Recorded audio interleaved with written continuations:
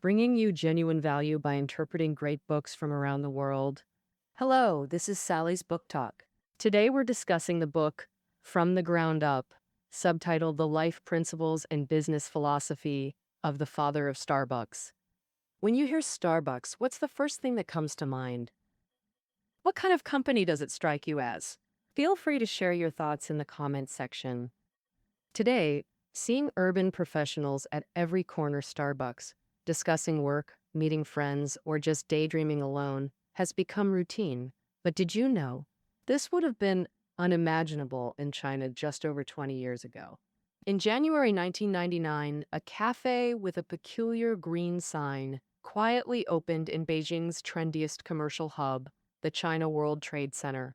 All this connects deeply to our book's author, Howard, the father of Starbucks. The author is renowned American entrepreneur Howard Schultz.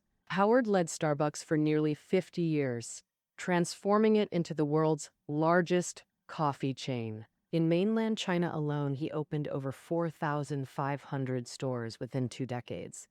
Now, in this book, Howard details his journey from a challenging childhood through his entrepreneurial path. And even today, this global coffee giant continues to spark debate and discussion. This book will give you a more nuanced perspective on Starbucks. I'll break it down into 3 parts to explore Howard's story and Starbucks' evolution. Part 1, the founding of Starbucks. Part 2, Starbucks' 2 major reboots. Part 3, Starbucks' social responsibility initiatives. Let's begin with Part 1, the founding of Starbucks. Many don't realize Howard didn't actually found Starbucks. Established in 1971 by Jerry, Gordon, and Zev, it began as a small, roasted coffee bean retailer with a 2-tail mermaid logo. The current Starbucks logo evolved from that original design. The name comes from the first mate Starbuck in Herman Melville's novel, Moby Dick. Starbucks is headquartered in Seattle, Washington, USA. With nearly 21,300 stores globally, Starbucks spans North and South America, Europe, the Middle East, and the Pacific region. As the saying goes, Rome wasn't built in a day. Starbucks' glory today wasn't achieved overnight either. To tell Starbucks' story, we must begin with Howard. Howard was born in the 1950s to a poor Jewish family in Brooklyn, New York. His unhappy childhood left him describing memories of his parents as a tattered scrapbook. Growing up in financial hardship, his parents ran an illegal gambling den at home. Young Howard's childhood was filled with rowdy poker games and foul-mouthed gamblers. Later, when his father got injured on the job and lost his work, the family struggled to put food on the table.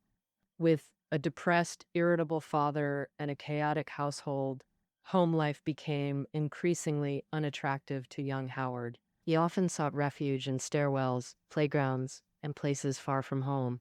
This lifelong pursuit, finding spaces beyond family to relax comfortably, profoundly shaped Howard and ultimately influenced Starbucks. So how did he discover his coffee dream? After college, Howard landed a well-paying job in Manhattan, met his future wife, and married in 1982. He later joined Starbucks as marketing director and retail manager. At the time, Americans mostly drank coffee from Robusta beans, cheaper and milder than the Arabica beans Starbucks sold. Starbucks used traditional European roasting techniques on their beans. When Howard first tasted coffee made from these beans, he was amazed. Calling his previous coffee swill, after a year at Starbucks, Howard felt he knew enough to consider himself a coffee expert. That is, until he walked into a humble cafe in Milan, Italy. In the narrow, smoky shop, men at the counter sipped espresso while chatting and laughing in Italian. Women and children in corners read alone or gazed thoughtfully. Even in quiet moments, the space felt vibrantly alive. The baristas working there completely transformed his understanding of coffee culture. The coffee-making process resembles a solemn religious ritual, utterly captivating. Italians deeply understand the profound bond between people and coffee, forming a vibrant culture around it. In cafes, people experience casual, simple relaxation and a comforting sense of community. All this rekindled in Howard that unique sense of belonging he felt as a child escaping to stairwells. Italian cafes sparked an explosion of inspiration in Howard. In American cafes, coffee sat reheating in pots before being poured into grimy mugs with no aesthetic appeal. He wanted to bring this wonderful Italian cafe experience to America, but reality hit hard. The three Starbucks founders showed zero interest, focused solely on selling coffee beans. Eventually, Howard persuaded co-founder Jerry to open a small Italian-style cafe in Seattle, which drew crowds and proved successful. But this still didn't convince the other two founders. So Howard left the company, clinging to his vision of Italian-style coffee shops. After leaving Starbucks, he sought funding to start his own coffee shop company. As the saying goes, starting is the hardest part. Raising funds was grueling. In fact, even today, finding investors willing to bankroll a good idea isn't easy. Over 100 potential investors rejected Howard. They mocked his concept while condescendingly predicting his failure. But Howard never considered giving up, with his pregnant wife giving him full support. Unexpectedly, Howard's first investment came from former Starbucks bosses Jerry and Gordon, who even offered advice, deeply moving him. 8 months later, after approaching 242 people, he raised $1.07 from friends and family to launch his coffee company, Il Giornale. So how did the coffee giant Starbucks come into being? Now let's discuss how Howard successfully acquired Starbucks. 2 years later, Il Giornale had opened 3 Seattle locations with solid business. That's when Starbucks' founders approached Howard about selling the company. This thrilled Howard, as Il Giornale was already selling Starbucks coffee beans. Once completed, this acquisition would mark another giant leap for Howard's coffee dream. And Starbucks owner Jerry agreed to sell it at cost for $3.08 with a 2-month fundraising window. An excited Howard immediately drafted the acquisition plan and notified investors about fundraising. Demonstration. Unexpectedly, another complication arose. A month later, Jerry suddenly called Howard saying someone offered $4 million to buy it, and the buyer was actually a shareholder of Il Giornale. That shareholder, seeing market potential, planned to reconfigure equity through acquisition to weaken Howard's control and push him out. Initially terrified and helpless, Howard was noticed by a lawyer teammate during basketball who, after learning the situation, decided to help him. So he took Howard to meet William Henry Gates Sr., senior partner at a law firm. Mr. Gates, Seattle's most formidable lawyer, mediated the situation, leading that shareholder to abandon the acquisition. Later, after hearing Howard's business plan, Mr. Gates even invested directly, ensuring Starbucks' smooth acquisition and preserving Howard's dream. This concludes part 1, Starbucks' founding journey. We see that whether leaving Starbucks, founding Il Giornale, or battling hostile shareholders, acquisition. Through all these twists, Howard never abandoned the dream born in that Italian cafe. Now we enter part 2, Starbucks' 2 fresh starts. The first fresh start was Starbucks' relaunch post-acquisition. After merging, the new company expanded on Starbucks' foundation, retaining equipment, name, logo, and stores while integrating Il Giornale's concepts, forming today's Starbucks Corporation. Their successful relaunch stemmed partly from exceptional coffee focus, R&D, and marketing, but more crucially from Howard's core entrepreneurial philosophy. Central to Howard's coffee dream was transforming cold buyer-seller transactions into meaningful human connections.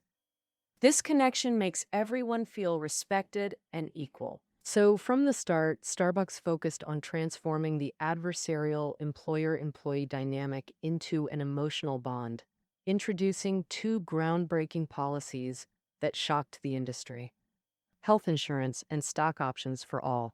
First up, health insurance. Back then, most U.S. retailers offered this benefit only to employees working over 30 hours weekly. Howard defied the cost-cutting trend by extending health insurance to part-time partners at Starbucks. This proved a smart business move. The potential profits from increased loyalty and engagement outweighed costs, dramatically reducing turnover and intangible losses. For example, replacing an experienced barista cost $3,000 in training, while providing their health insurance was just $1,500 annually, half the turnover cost, plus time saved. Moreover, regular customers bonded with baristas who knew their orders. Frequent staff changes hurt customer retention. This would disrupt the community connections vital to Starbucks' business model. Next, stock options for all. In 1991, Starbucks became the world's only private company granting stock options equally to full and part-time employees.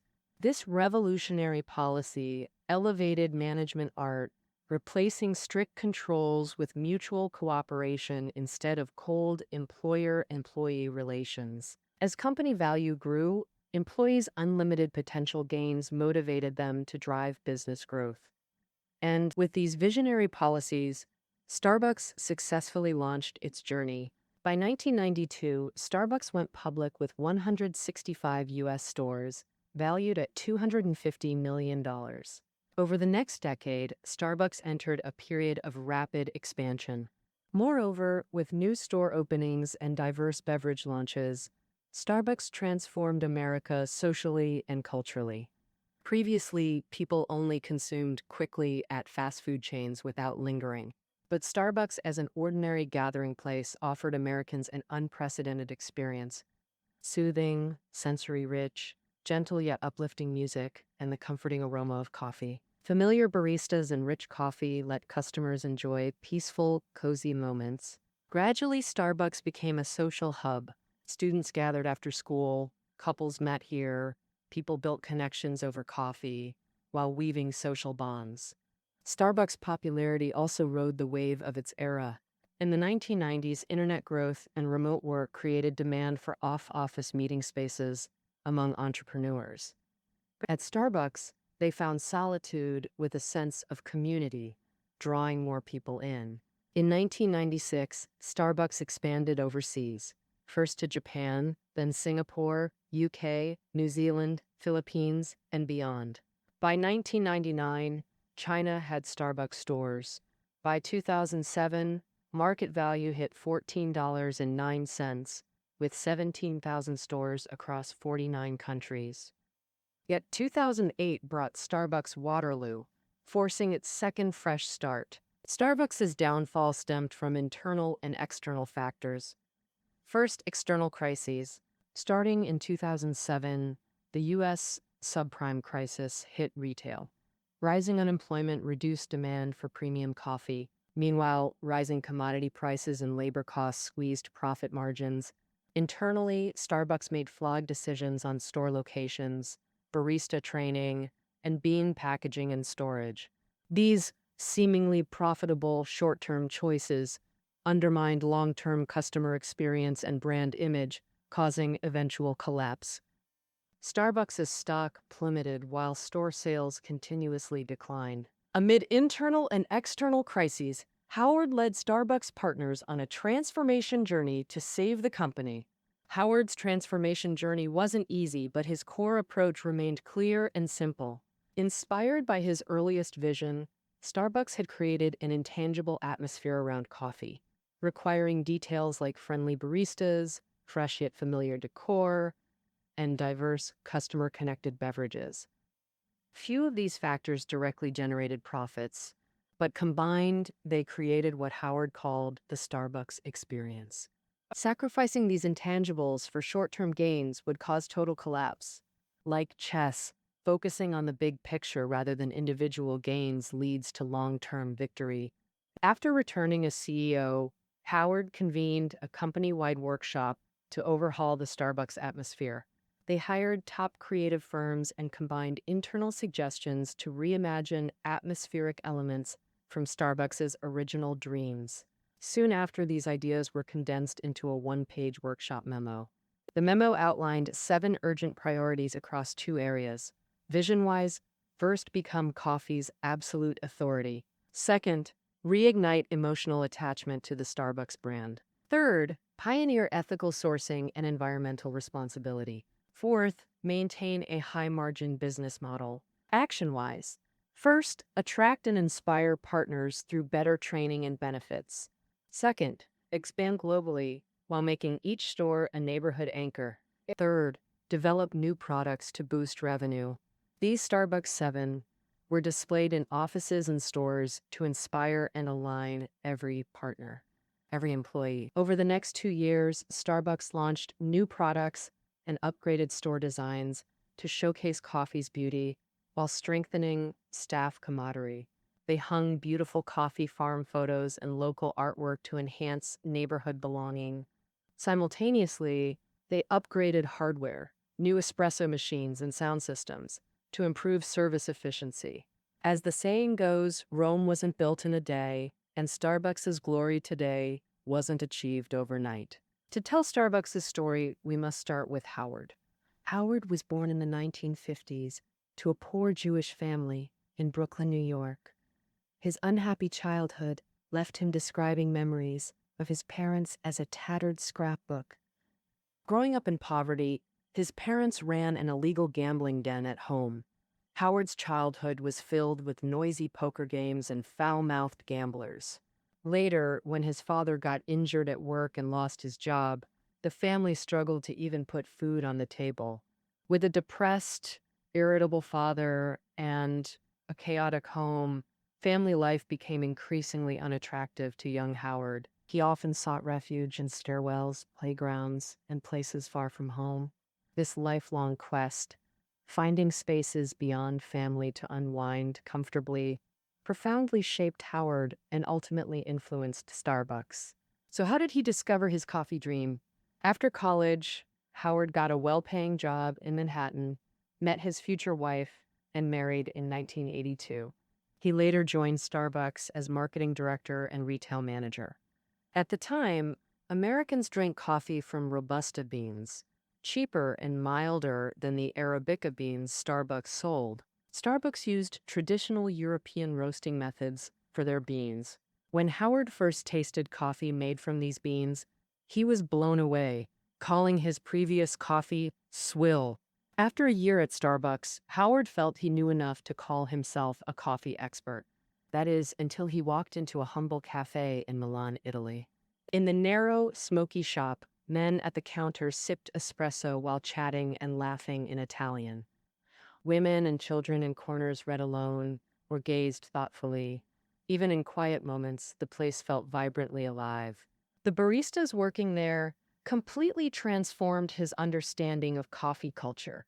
They also actively engaged with customers on social media. Through various measures, Starbucks was struggling to climb out of the mud. And Howard also proposed an important slogan, "Get your hands dirty." That is, to do everything personally, requiring every manager to roll up their sleeves. All these uncontrollable events made this kid from the projects, after gaining wealth and power, desperately want to create greater change for more people. And Howard constantly pondered what social contributions Starbucks could make beyond coffee. Howard noticed a neatly dressed, middle-aged man spending entire days at his regular Starbucks. At first assuming he was homeless, Howard eventually approached him and learned he had a family but was unemployed.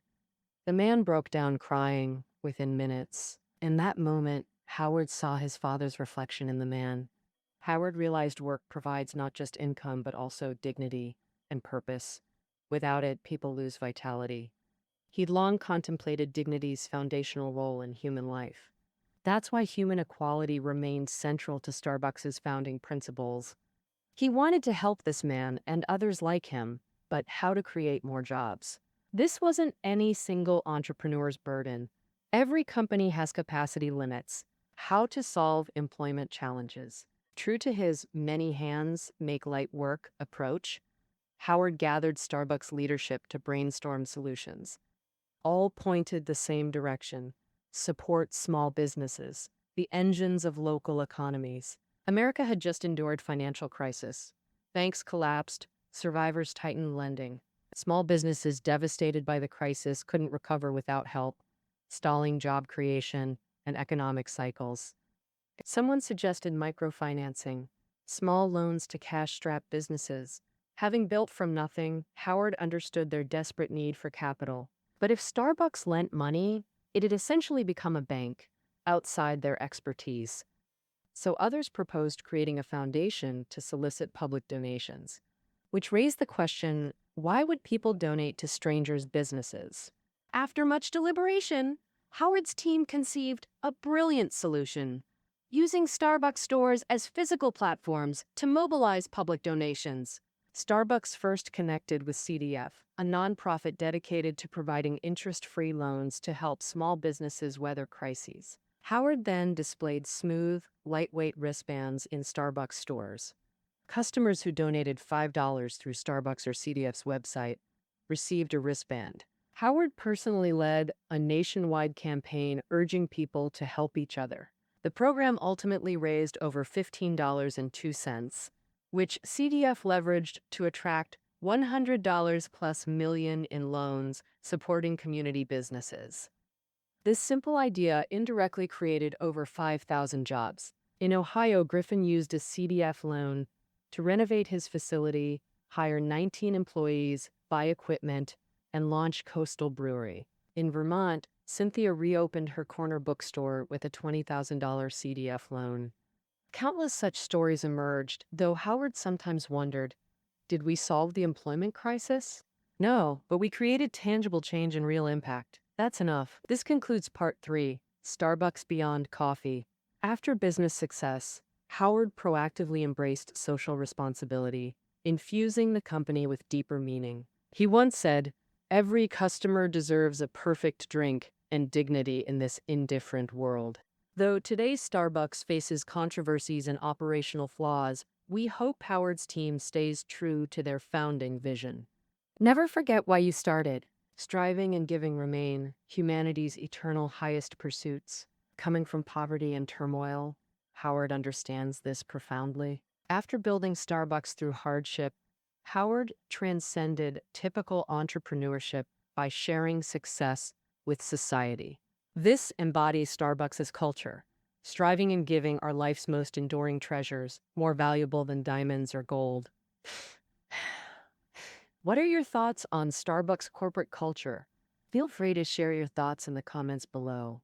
Well, that concludes our introduction to the book From the Ground Up. Reading notes are available below the audio. We'll see you next time.